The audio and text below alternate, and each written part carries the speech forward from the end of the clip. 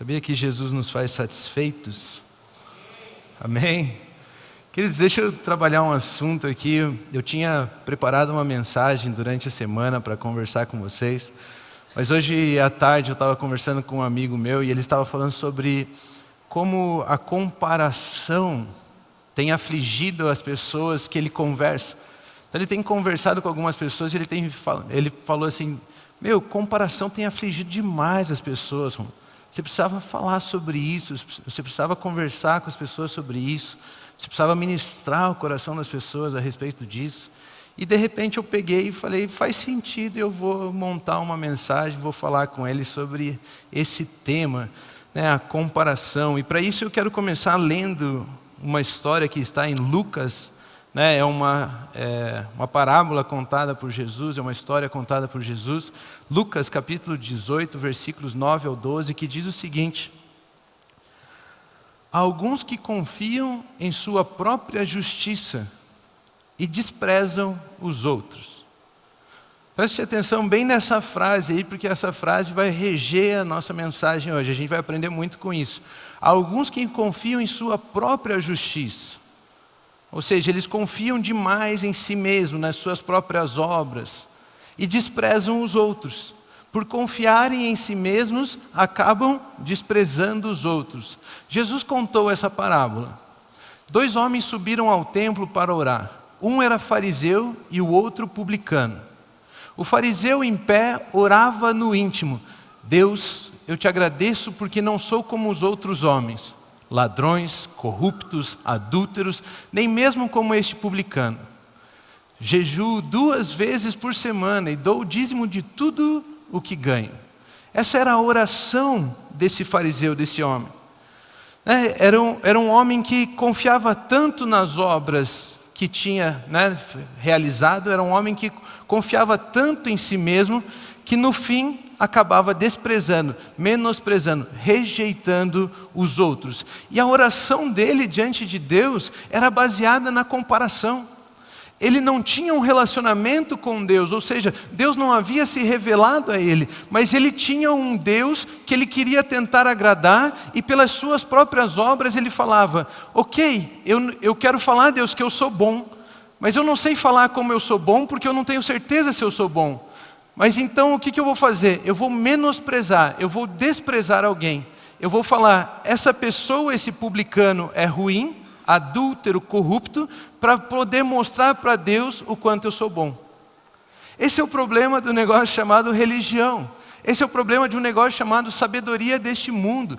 Isso é o que a Bíblia chama de fermento dos fariseus.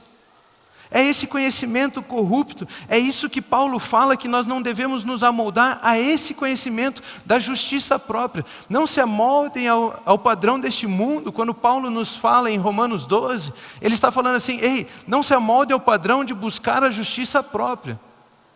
Não se amoldem ao padrão de querer confiar em si mesmo. Não se amoldem a esse padrão. Porque a vida que nós temos levado, a vida que nós temos vivido, a forma como a sociedade tem sido conduzida baseado na comparação. E comparação é isso: um busca a sua justiça própria, e para poder ter argumentos da sua justiça própria, ele tem que se comparar com alguém. Para você poder dizer o quanto você é bom, de acordo com a sua própria justiça, você tem que falar o quanto alguém é ruim. Isso é comparação. Você já se comparou? Já buscou assim ver: aquela pessoa está num nível que eu gostaria de estar? Ou seja, eu tenho que olhar para aquela pessoa e me comparar com ela. Você já se comparou? Você já passou por esse mal? Você já abriu lá o teu Instagram e olhou alguém vivendo alguma coisa e você pensou assim: cara, eu não consigo viver isso. O que eu estou errando para que eu não possa viver isso? Será que eu não estou declarando certo? Será que eu não estou orando direito? Será que eu não estou agradando a Deus? Você já se comparou para tentar viver as coisas de Deus para você? E quanto mais nós fuçamos nessa porcaria de rede social, mais nós nos comparamos. Mais você sofre. E isso tem trazido angústia, ansiedade, depressão, estresse. Você não compreende o seu propósito e aquelas coisas que Deus está conduzindo você a viver, porque você está olhando demais a vida dos outros. E nós estamos vivendo então assim como aquele fariseu e aquele publicano. Aquele fariseu se comparando àquele publicano. Se você já se comparou, saiba do seguinte: a culpa não é sua. Isso vem da sabedoria deste mundo. E você foi educado, treinado, afligido, açoitado pela sabedoria deste mundo, desde que você nasceu. Quando você estava pequenininho lá, teu pai falava assim: se você for bem na prova, eu te dou uma bicicleta. Aí você não ganhou a bicicleta, mas o amiguinho ganhou. Pronto, se comparou. Eu fui mal, o amiguinho é bom, eu sou ruim. Eu não tive capacidade, o amiguinho tem capacidade. Ou então, se você ganhou a bicicleta e o amiguinho não, eu tenho capacidade, o amiguinho não tem capacidade. E somos educados assim, fomos criados assim. Isso não é culpa nossa, isso é a sabedoria deste mundo que vai nos afligindo, vai moldando o nosso modelo mental, vai querendo nos moldar, vai querendo nos ensinar. E é por isso que eu quero trazer um título dessa mensagem, é Revelação anula comparação. A revelação anula a comparação. E por ser sabedoria deste mundo, nós temos que ir lá onde iniciou todo esse problema. Aonde começou o homem a criar e aonde Satanás começou a moldar o sistema deste mundo. Essa história encontra-se lá em Gênesis 3, do 1 ao 7, que diz o seguinte: ora, a serpente era a mais astuta de todos os animais selvagens que o Senhor Deus tinha feito. E ela perguntou à mulher: foi isso mesmo que Deus disse? Não comam de nenhum fruto das árvores do jardim? Respondeu a mulher à serpente: podemos comer do fruto das árvores do jardim. Mas Deus disse: não comam do fruto da árvore que está no meio do jardim, nem toquem nele, do contrário, vocês morrerão. Disse a serpente à mulher: certamente não morrerão. Deus sabe que, no dia em que dele comerem, seus olhos se abrirão e vocês, como Deus, serão conhecedores, serão aptos a discernir, conhecerão, terão a revelação, vocês vão poder discernir, vão ter conhecimento, vocês vão poder discernir o bem e o mal. Separar, discernir é separar, é organizar, julgar. Aquela palavra ali, conhecedores, significa julgar, discernir, poder separar bem e o mal. Agora você vai conhecer, isso é bem, isso é mal. Você vai poder escolher, julgar esse conhecimento. Quando a mulher viu que a árvore parecia agradável ao paladar, era atraente aos olhos e, além disso, desejável para dela se obter discernimento, tomou do seu fruto, comeu e deu ao seu marido, que comeu também. Os olhos dos dois se abriram e perceberam que estavam nus.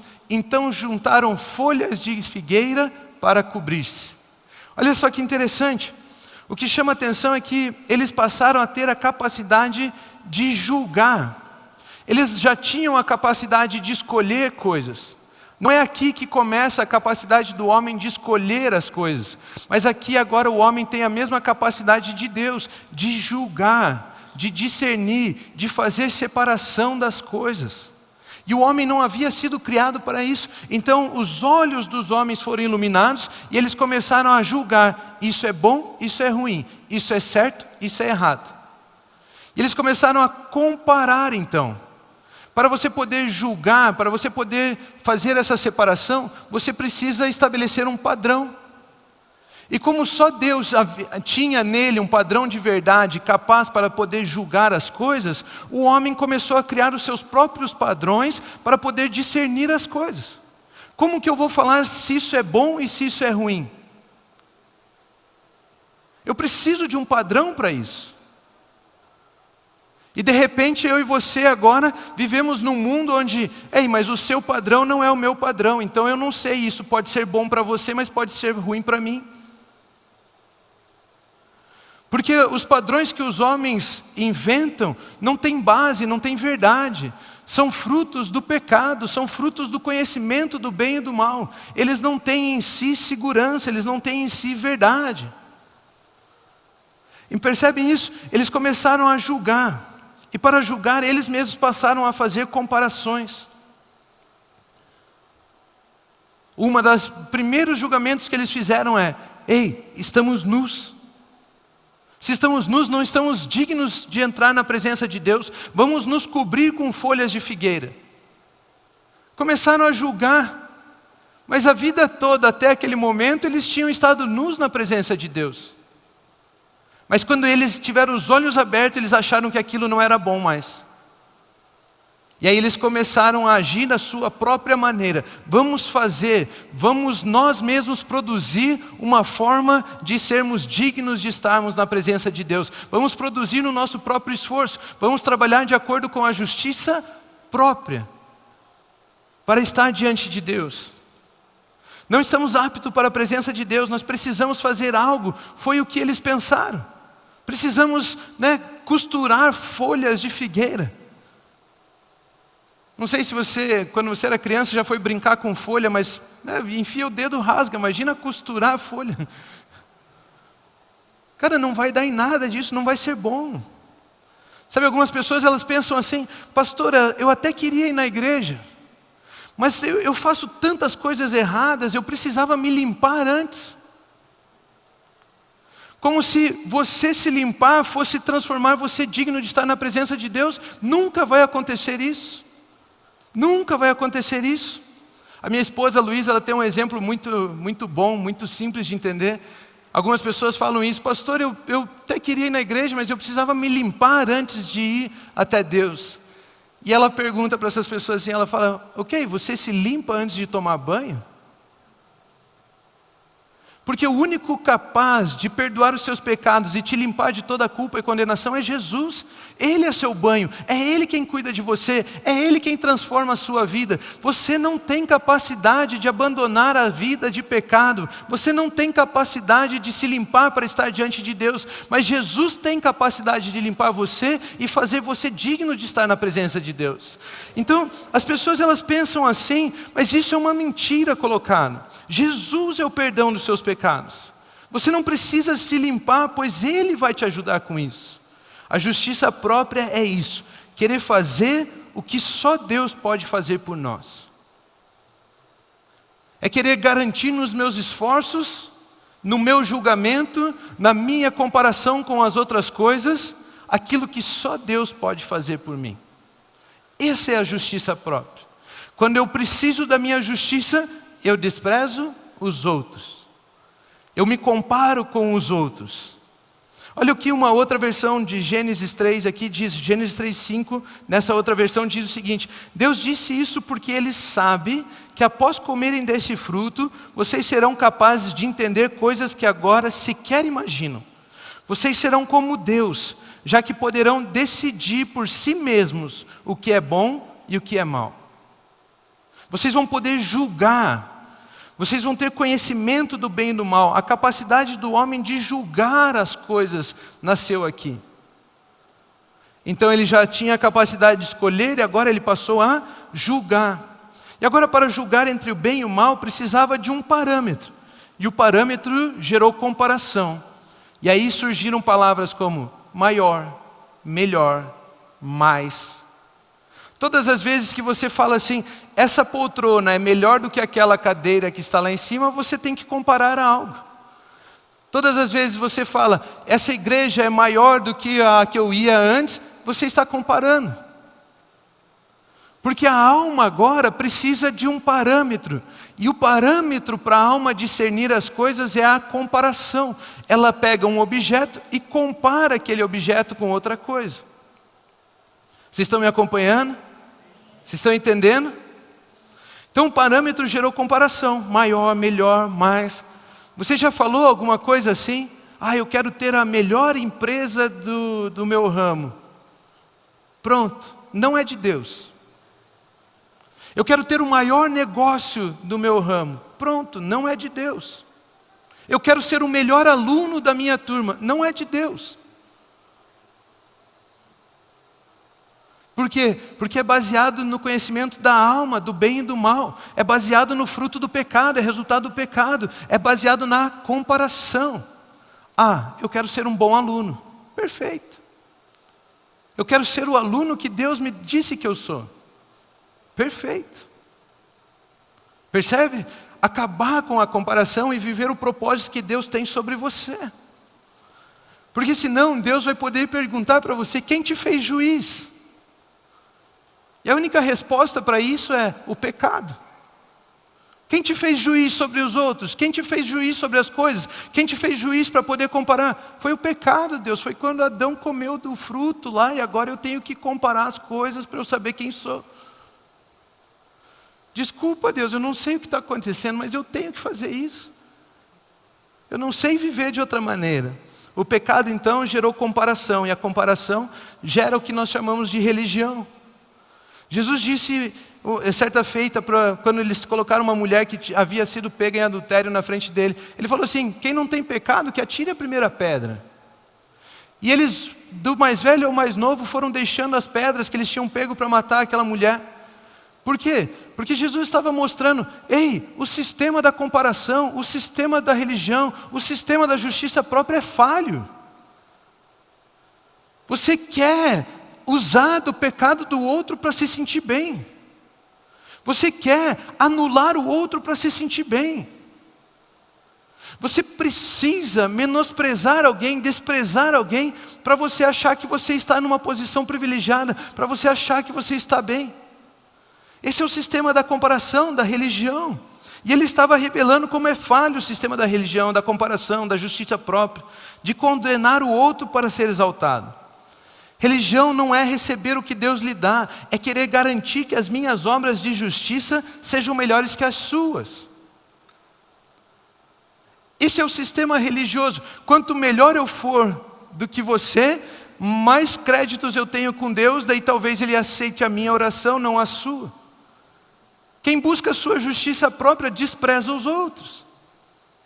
Esse é o mundo da comparação. Eu lembro de um exemplo, de uma história, onde é uma piada, né? E havia dois homens assim, eles tinham se perdido lá na África, lá no meio da selva, lá no meio daqueles campos lá. E de repente eles veem naquele mato assim, sabe aquele matinho seco, assim, um movimento. E eles pensam: ah, é um leão. E aí um deles abaixa e começa a amarrar o tênis. E aí o outro começa a rir. Cara, você está maluco? Se for um leão mesmo, você acha que vai correr dele, vai conseguir correr dele, fugir dele? Aí o que está amarrando o tênis dá uma risada e fala assim: não preciso conseguir correr do leão, eu só preciso correr mais do que você. Isso é religião. Você que se ferre, eu quero me salvar. Isso é comparação. Não, mais simples do que isso não fica. Você que seja engolido pelo leão. Conforme lemos na história do fariseu ali com o publicano, quero confiar nas suas próprias justiças, quer confiar na sua própria justiça, mas até isso está ancorado no pecado. Porque isso, nós precisamos aprender que Jesus nunca trabalha com os resultados, Ele trabalha com a causa. Então, nós queremos trabalhar aqui a nossa justiça, ver se conseguimos, mas nós precisamos entender que essa comparação é resultado da justiça própria. A justiça própria é resultado do pecado. E é esse pecado que nós temos que abandonar, é isso que temos que deixar de lado. A comparação então é resultado, está ancorada no pecado. Mas Gálatas 6,4 diz o seguinte: cada um examine os seus próprios atos.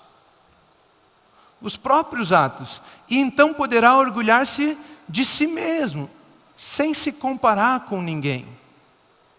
Ou seja, examine a você mesmo, olhe como está a sua vida, perceba como você está, perceba qual é a sua vida com Deus, e aí você pode falar dessa vida sem precisar se comparar com ninguém. Quando você conhecer a sua identidade em Cristo Jesus, você não precisa falar de si mesmo menosprezando os outros. Tenho visto muitas e muitas e muitas mensagens e os pregadores falam assim: a graça de Deus, é isso aí, é isso que temos que anunciar. E aí se você perguntar o que é a graça de Deus, eles vão falar assim: a lei mata, a lei destrói, a lei te rouba, a lei te fere, e a graça não é isso. Tá, mas o que é a graça então? Não, isso, a religião é uma porcaria, a lei te mata, a lei rouba, a lei destrói. Tá, mas o que é a graça? Não, a graça não é isso. Não, mas o que é a graça? E eu e você, na justiça própria, vivemos assim: Deus, esse não presta, esse é ruim, esse não vale, mas eu não sou assim. Tá, e o que é você? Também não sei. Eu sei que não sou ele. Então, nós estamos vivendo, esse mundo de comparação está nos fazendo viver loucuras. Está fazendo com que a minha vida dependa do outro. A minha identidade dependa do outro. Esse texto nos ensina duas verdades. Quando a alma julga, é por comparação. Quando a sua alma decide, é por comparação. A sua alma aprende por comparação. Isso faz com que ela busque identidade nos outros. O inverso desse texto está falando assim: se você não examinar os seus próprios atos, então você vai se orgulhar em cima de alguém. Esse é o inverso do texto. É isso que ele está nos ensinando. Já viu aquelas pessoas que falam assim: eu fiz isso, mas fulano fez bem pior, né?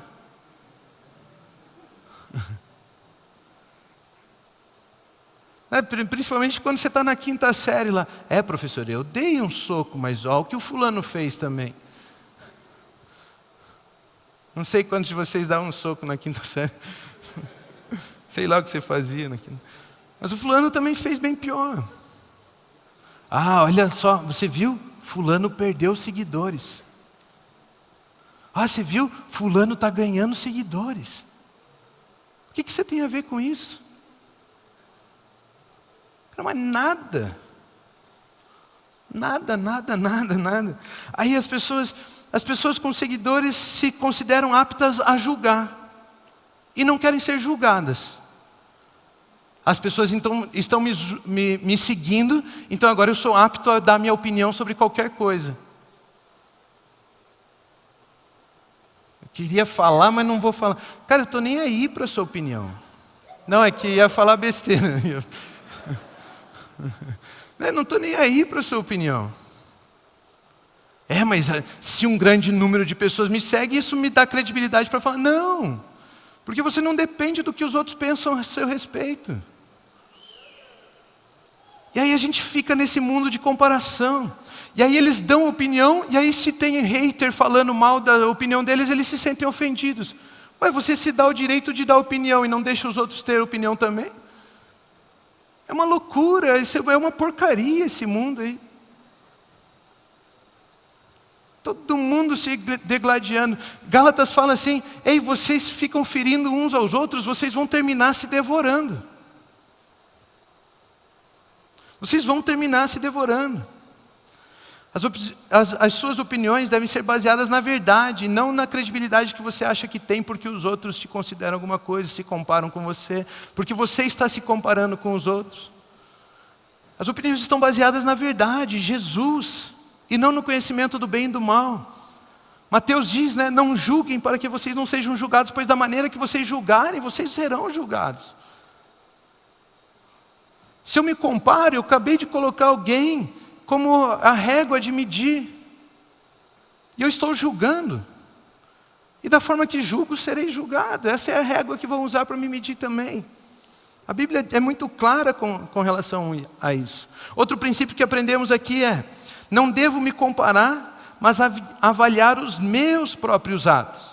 Se estou vivendo o propósito de Deus, o sonho de Deus, aquilo que Ele preparou para mim, aquilo que Ele colocou no meu coração. Será que estou nesse caminho? Será que estou perseverando nisso? Será que estou usufruindo do processo em que Ele me colocou? Ou será que estou querendo correr a corrida de outra pessoa? Ou será que estou olhando para o caminho de outro? Ou será que estou querendo viver o caminho de outra pessoa? O que está acontecendo? Será que estamos nos comparando? Se estou vivendo o propósito de Deus? Se estou revelando o amor? Será que estou nos meus atos revelando o amor, vivendo a vida que Deus tem para mim? Ou será que estou me comparando e querendo me garantir nessa comparação toda? É por isso que o apóstolo Paulo ele fala assim: existe um caminho mais excelente. E esse caminho mais excelente ele chama de amor. E aí depois vem o apóstolo João, né, e ele escreve com grande maestria a respeito do amor. E eu quero ler esse texto aqui. 1 João 4,9 diz o seguinte: foi assim que Deus manifestou. Ou seja, a palavra manifestou aqui é fanero. Fanero é tornar visível o que era invisível. É revelar. Lembra quantos de vocês já tiveram que revelar foto um dia na vida? Agora vou entregar a idade da galera aqui. Né? Mas não muitos, pelo que eu vi. Mas antigamente tinha um negócio, você tirava as fotos e aí você ainda não via aquela foto.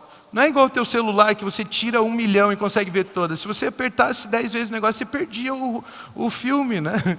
Acabou, vai ter que comprar outro, gastar dinheiro. Mas aí você tinha que levar lá e alguém ia revelar aquela foto para você. Aquilo que era invisível iria se tornar visível em uma imagem para você. Isso é fanero. É transformar, é trazer, é manifestou. Foi assim que Deus revelou, foi assim que Deus manifestou, tornou visível aquilo que era invisível, o seu amor entre nós. Enviou o seu Filho unigênito ao mundo para que pudéssemos viver por meio dele. Ou seja, o amor de Deus foi revelado em Jesus. Quando olhamos para Jesus, conhecemos o amor de Deus. É isso que ele está nos falando. Ele foi enviado ao mundo para que pudéssemos viver por meio dele.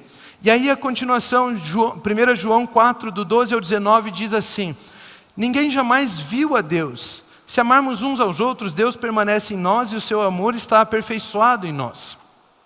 Sabemos que permanecemos nele e ele em nós, porque ele nos deu o seu Espírito. E vivemos e testemunhamos que o Pai enviou seu Filho para ser o Salvador do mundo. Se alguém confessa publicamente que Jesus é o Filho de Deus, Deus permanece nele e ele em Deus. Assim conhecemos o amor que Deus tem por nós e confiamos nesse amor.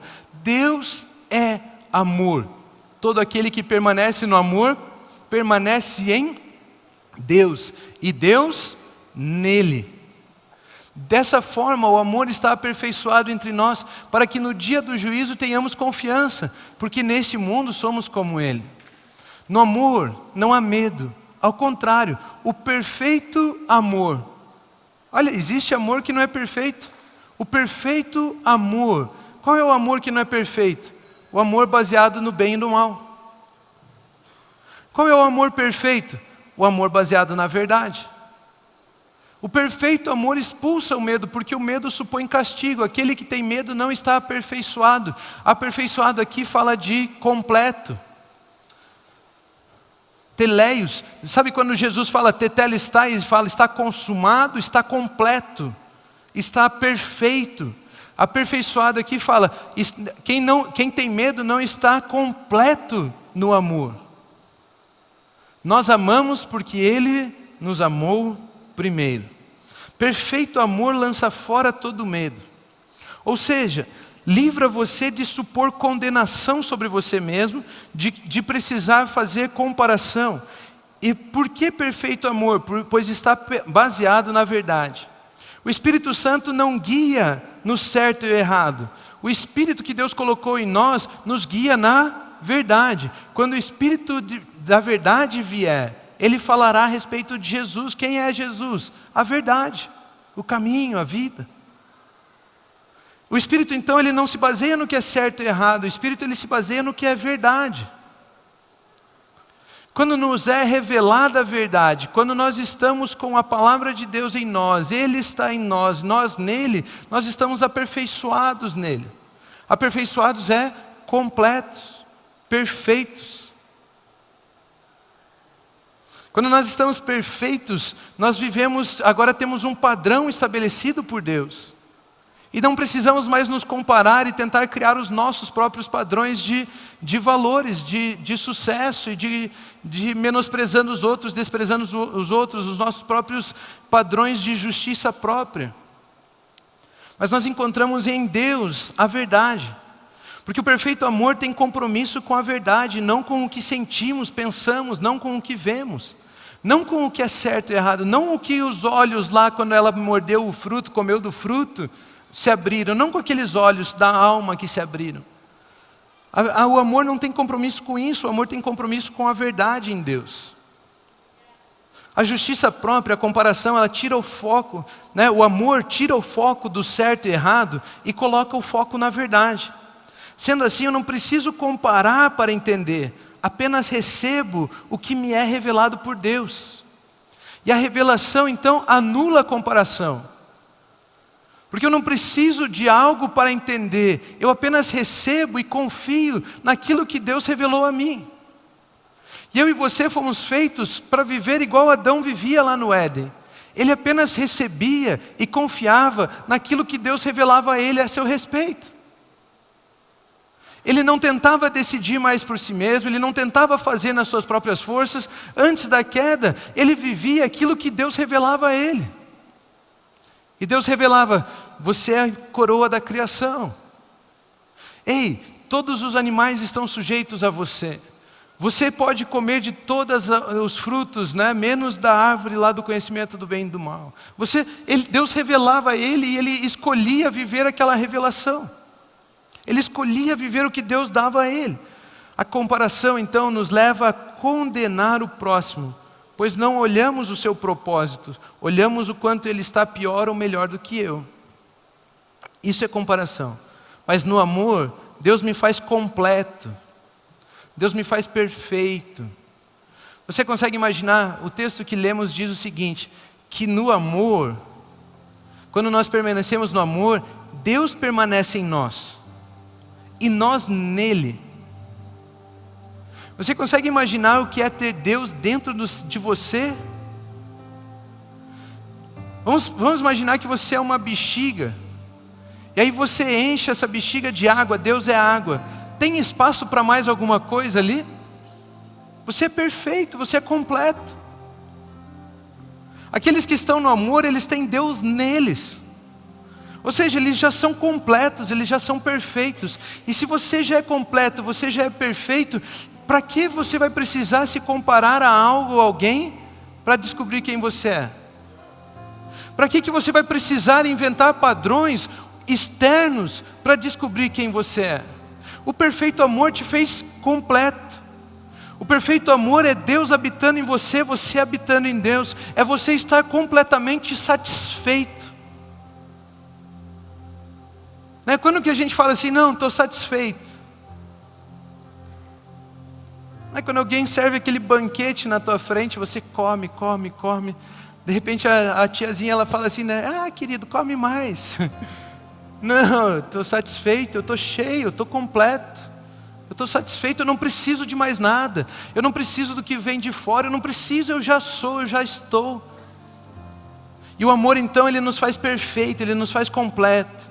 Por isso que o amor de Deus me faz completo e acaba com a possibilidade de comparação. Porque eu não preciso das coisas externas para descobrir quem sou. Eu não preciso de menosprezar você para falar que eu sou bom. Eu não preciso mostrar o quanto você é mal para eu falar o quanto eu sou bom. Não é baseado no bem e no mal, é baseado na verdade. A verdade é o amor de Deus que foi derramado em seu coração. Queridos, a Bíblia diz que Deus derramou o seu amor dentro do seu coração. Sabe, Deus derramou. Se Deus derramou, significa que você tem muito mais do que você precisa. Consegue imaginar Deus derramando algo? Consegue imaginar como Deus derramar pode ser abundante? Isso significa que se Ele derramou em você o amor dEle, você tem muito mais do que precisa, você é completo, você se tornou perfeito. E você não precisa mais se comparar. A comparação acaba ao conhecer o amor, pois me vejo completo, me vejo me vejo pelo propósito, me vejo estabelecido em Deus. Estou plenamente satisfeito com Deus. Estou plenamente satisfeito com os planos dEle para mim. Estou plenamente satisfeito com os propósitos dEle para mim. Estou plenamente satisfeito com o que Ele tem. Estou plenamente satisfeito em poder me relacionar com Ele. Eu não preciso de mais nada, eu não preciso de ninguém, eu não preciso de coisa alguma, eu não preciso tentar me estabelecer e me afirmar nas coisas externas. Ele está em mim, eu já sou, eu estou completo, eu não preciso me comparar. A comparação acaba ao conhecer o amor, pois me vejo completo, me vejo um. No amor me torno um com Deus, estou completo, não preciso me comparar. Só avaliar se estou vivendo em amor. E quando eu avalio se estou vivendo em amor, eu me glorio na minha própria vida, na vida que Deus pôs em mim. E aí eu não preciso me comparar com ninguém. Lembra de Gálatas 6 que nós lemos?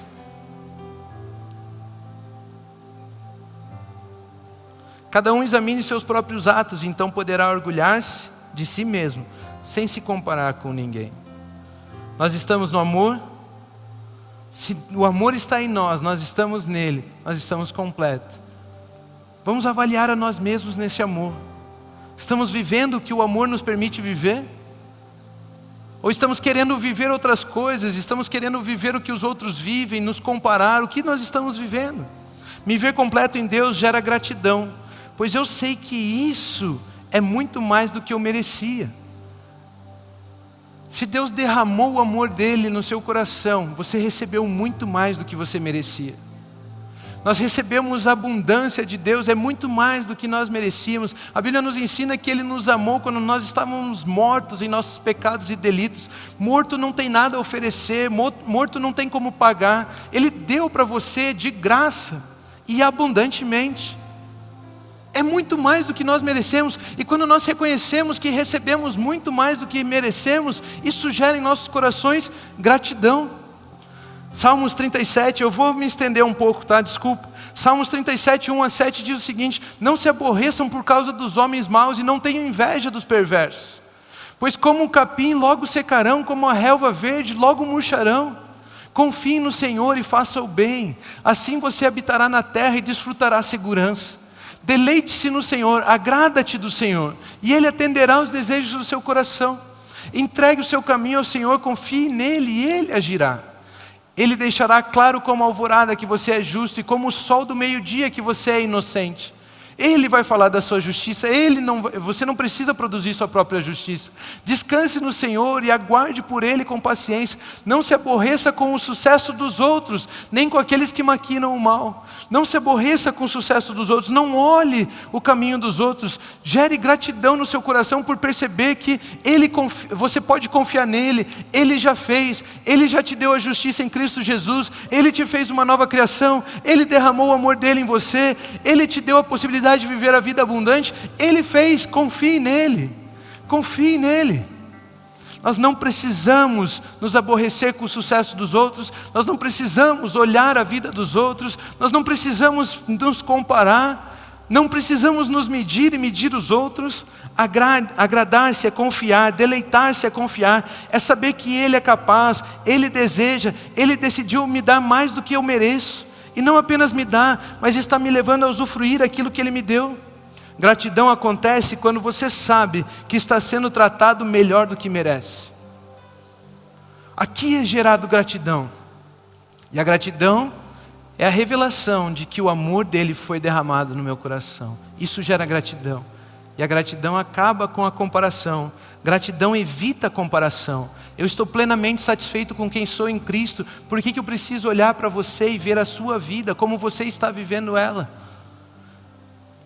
Eu estou plenamente satisfeito. Eu quero dizer para você, Deus tem um chamado na sua vida, Deus tem um propósito na sua vida. Deus escolheu você, Ele separou você, Ele tem planos a seu respeito, muito maiores do que você imagina. Os caminhos dele são mais altos do que você pensa. Ele tem os olhos voltados a você, Ele separou você para isso. Você não precisa se comparar a nada e a ninguém. Receba isso em nome de Jesus. Gratidão evita a comparação. Comparação é querer viver o processo do outro. Se você fizer isso, querer viver o processo do outro, você nunca vai chegar àquilo que Deus tem para você. Se você começar a seguir o mesmo caminho que eu sigo, você vai chegar aonde o Rômulo deveria chegar, não aonde você deveria chegar. Se você quiser ir para São Paulo e pegar a estrada para ir para Porto Alegre, você vai chegar em São Paulo? Não vai. Deus tem algo separado, único, exclusivo para você. A revelação de que Deus me ama, ao ponto de me fazer um com Ele, anula a busca por justiça própria. A revelação de que sou amor em Deus, anula a comparação. Eu já estou completo, eu já estou satisfeito, eu já estou pleno. Eu sou o que Deus diz que eu sou, não o que Ele diz que você é. Eu sou o que Ele tem para mim, eu sou o que Ele planejou para mim, eu vou viver os caminhos que Ele sonhou, eu vou viver o propósito dEle sobre a minha vida. Eu gostaria de pedir que você se colocasse em pé. A vida em amor me revela, me leva a reconhecer o que sou, o que tenho, o que posso em Deus. A vida em amor tem compromisso com a verdade a meu respeito, tem compromisso com a revelação de Deus. Sabendo que recebi muito mais do que merecia, me torno grato e isso me liberta. Sou liberto da comparação, como se padrões estabelecidos. Às vezes eu fico olhando o que eu escrevo e penso, cara, ficou bom isso aqui. Como se padrões estabelecidos pela minha alma fossem me dar aquilo que só Deus pode me oferecer. Olha só essa frase, como se padrões estabelecidos pela minha alma fossem me dar aquilo que só Deus pode me oferecer.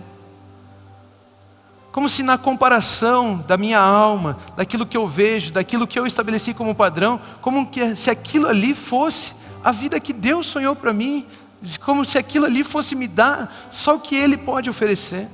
A gratidão me leva a compreender que sou um instrumento para ajudar os outros a chegarem lá, e não querer diminuí-los para eu chegar. A vida frenética da comparação é desgastante, cansa, traz sofrimento, medo, insatisfação, ansiedade, depressão, estresse. Ah, pastor, eu estou ansioso demais. Pare de olhar a vida dos outros. Pastor, eu estou depressivo, está pesado, está difícil. Não se condene por aquilo que aconteceu ao você olhar a vida dos outros. Estou estressado demais. Não queira viver o que os outros estão vivendo. Ah, pastor, eu estou insatisfeito. Só Jesus pode encher o seu coração. Só Ele pode revelar quem você é, o seu verdadeiro propósito, a sua identidade. A vida da comparação cansa. Os padrões que você estabelecer vão te frustrar. Os padrões que você colocar para julgar, irão te julgar. Irão te medir. Isso cansa. Mas a vida do amor, a vida que Deus tem para você, a vida em Jesus, ela traz paz. Ela traz segurança. Ela traz felicidade. Ela traz alegria. Ela traz satisfação. Você se vê completo, você se vê pleno, você descobre quem você é. Você permite que só Deus, a verdade, fale a seu respeito. Só isso.